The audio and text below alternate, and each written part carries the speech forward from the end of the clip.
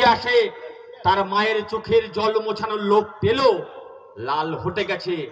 বাংলার মাটিতে প্রতিদিন মা বোনদের সম্মান ধুলোয় ভুলণ্ঠিত হচ্ছে। সেই সম্মান রক্ষার জন্য কেউ কোনো কথা বলল? আসলে উদ্দেশ্য একটা, যেন তেন প্রকারে আরএসএস তৃণমূলের উদ্দেশ্য একটাই, লাল ঝান্ডাকে বাড়তে দেয়া যাবে না, বামপন্থী আদর্শকে বাড়তে দেয়া যাবে না। তার কারণ কি?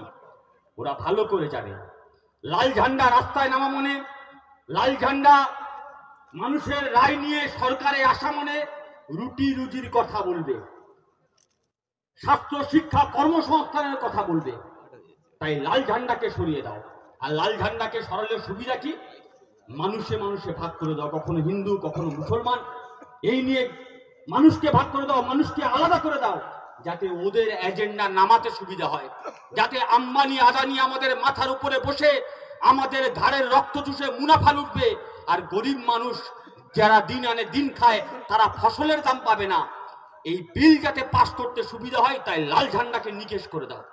আসলে লাল ঝান্ডা নিকেশ মানে গরিব মানুষের, মেহনতি মানুষের অধিকারকে নিকেশ করে দেয়া। লাল ঝান্ডাকে শেষ করে দেয়া মানে গরিব মানুষের কথা বলার অধিকারকে শেষ করে দেয়া। রক্ত ঘাম জমানো পয়সা দিনে দিনে সঞ্চয় করেছিল, সেই পয়সাকে লুট করে নেয়া। তাই আমাদের সম্মেলন হয়েছে। সেই সম্মেলনে আমরা আলাপ আলোচনা করেছি আগামী 3টে বছর এই জেলা জুড়ে কিভাবে আমরা কাজ করব। আমরা আলাপ আলোচনা করেছি এই ডায়মন্ড হারবারে, যেখানে নাকি ডায়মন্ড হারবার মডেল, যেখানে নাকি উনি ছাড়া আর অন্য কারোর কথা চলবে না, সেই ওনার চোখে চোখ রেখে কিভাবে লড়াই করতে হয় তার ব্লুপ্রিন্ট আমরা এই কনফারেন্সে তৈরি করেছি। 1 ইঞ্চিও জায়গা ছাড়া হবে না, বিনা যুদ্ধে 1 ইঞ্চি আমরা জায়গা ছেড়ে দেবো না। সেই লড়াইয়ের প্রিপারেশন আমরা নিয়েছি। কি চলছে আজকের গোটা রাজ্যে, কি চলছে গোটা দেশে, গোটা ভারতবর্ষের যে বৈচিত্র্য, যে বৈচিত্র্যের মধ্যে ঐক্য, গোটা ভারতবর্ষের বিভিন্ন রাজ্য বিভিন্ন ভাষায় মানুষ কথা বলে, বিভিন্ন খাদ্যাভ্যাসে মানুষ বিশ্বাস করে, বিভিন্ন পোশাকে মানুষ বিশ্বাস করে। আপনি গোটা ভারতবর্ষের এই সংস্কৃতিকে, এই রাজ্যকে যদি আপনি ছোট ছোট ফুল আকারে দেখেন, সেই সমস্ত ফুলকে নিয়ে মালা গেঁথেছে। সেই মালার নাম যদি ভারতবর্ষ হয়, সেই মালা গাঁথার সুতোটার নাম হচ্ছে সংবিধান। আর সেই সংবিধানের অন্যতম রচয়িতাদের মধ্যে একজন আম্বেদকর, যিনি সংবিধানকে ভারতবর্ষের মানুষের জন্য নিয়ে এসেছিল, যাতে মানুষের অধিকার খর্বিত না হয়, যাতে মানুষের অধিকার এই ভারতবর্ষের মাটিতে টিকে থাকে। দেশের স্বরাষ্ট্রমন্ত্রী সেই আম্বেদকরকে নিয়ে বলছে আম্বেদকর আম্বেদকর আম্বেদকর। এত কেন আম্বেদকর করে? তো ভারতবর্ষের মানুষ আম্বেদকর করবে না, ঠিক সাবারকার করবে, যারা ব্রিটিশের পাচেটে মুচলেকা দিয়েছিল। এটি সেই ভারতবর্ষ, যে ভারতবর্ষের মানুষ এখনো মাথা তুলে কথা বলতে পারে, যে ভারতবর্ষের মানুষ যখন কোনো বড় লোক গরিব লোকের উপরে যখন অত্যাচার করে, গরিব লোক যখন নিপীড়িত শোষিত হয়, তারপরেও দাঁড়িয়ে তার সামনে কোথাও গিয়ে হয়তো আশার আলো থাকে, সে ওই বড় লোকের চোখে চোখ রেখে বলে তোমাকে আমি কোর্টে বুঝে নেব, কারণ সে ভালো করে জানে তার জন্য সংবিধান আছে। আর আজকের সেই সংবিধানকে আরএসএস বিজেপি নষ্ট করতে চাইছে, ছিঁড়ে ফেলতে চাইছে। আগে ছিল আইপিসি সিআরপিসি, বিজেপি আসার পরে বললো আইপিসি থাকবে না, বললো ন্যায় সংহিতা থাকবে। আসলে এটা প্রথম স্টেপ, প্রথম ধাপ। প্রথমে লিখেছে ন্যায় সংহিতা, আসলে ওরা চাপাতে চাইছে মনু সংহিতা।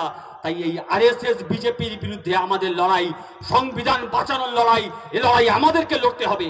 আর এ লড়াই যখন আমরা লড়তে যাই, তখন এই রাজ্যে তৃণমূল আমাদেরকে ভাঙন ধরাতে চাইছে, তলায় তলায় মানুষের কাছে বলবার চেষ্টা করছে লাল ঝান্ডা দুর্বল হয়েছে, ওরা পারবে না।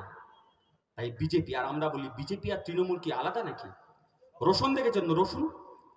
রসুনের কোয়াগুলো আলাদা, কিন্তু পেছনটা ঠিক একটা জায়গায় বাঁধা আছে। আরএসএস বিজেপি হচ্ছে রসুনের একটা কোয়া, আর ওই পেছনে যেখানে বাঁধা থাকে ওই বাঁধাটার নাম হচ্ছে আরএসএস। এদের টিকি আরএসএস এর কাছে বাঁধা আছে, দুটো কোনো আলাদা দল নয়।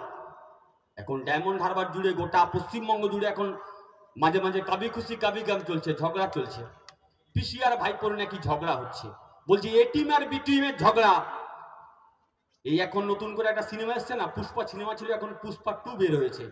আগে তৃণমূল চলছিল, এখন তৃণমূলের পার্ট 2 বের হচ্ছে। আমরা বলছি পার্ট 2 বেরোক আর পার্ট 1 বেরোক, দুটো আলাদা কোনো জিনিস নয়। আসলে বিষয়টা এক। এই যে খাদান সিনেমা চলছে দেবের, ওদের সাংসদ খাদান সিনেমা হলে দেখছি ভালো চলছে। হলে গিয়ে মানুষ খাদান সিনেমা দেখছে, আর বাংলার মানুষ প্রতিদিন ভাইপোর খাদান লুট করার দৃশ্য টিভির পর্দায় দেখেছে।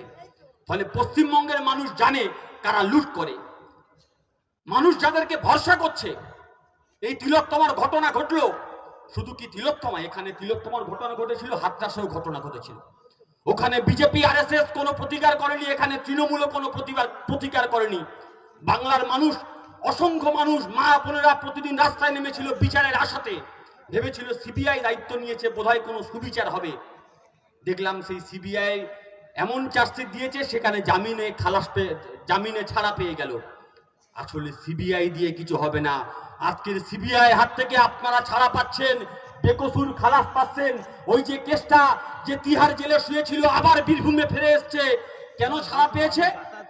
বললো কেসটার বিরুদ্ধে যা যা অভিযোগ ছিল সেগুলো বাংলায় লেখা ছিল, ইংরেজিতে ট্রান্সলেট করতে পারিনি, সেজন্য আমরা কোর্টে জমা দিতে পারিনি, সেই কারণে কেসটা জামিন পেল।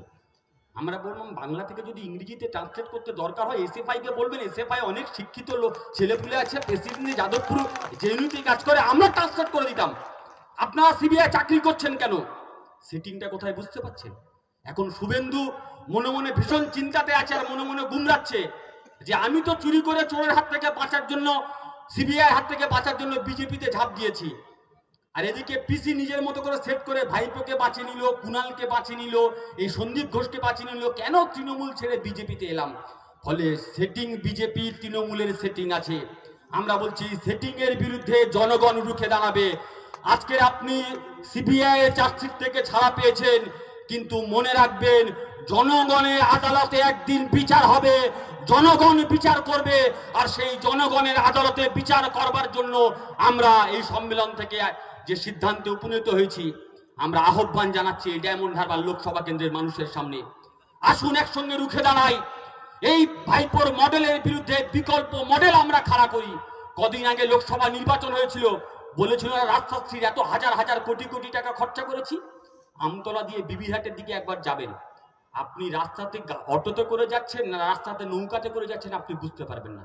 ওটা রাস্তা না ওখানে জলাজমি হয়েছে আপনি বুঝতে পারবেন না, সেই টাকা কোথায় গেল।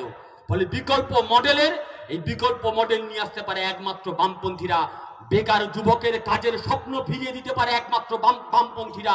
গোটা পশ্চিমবঙ্গে যে শিক্ষা ব্যবস্থা শেষ করে দিয়েছে, নতুন করে আবার আমাদের বেকার যুব সমাজের শিক্ষায় শিক্ষিত করতে পারে একমাত্র লাল ঝান্ডার পার্টি।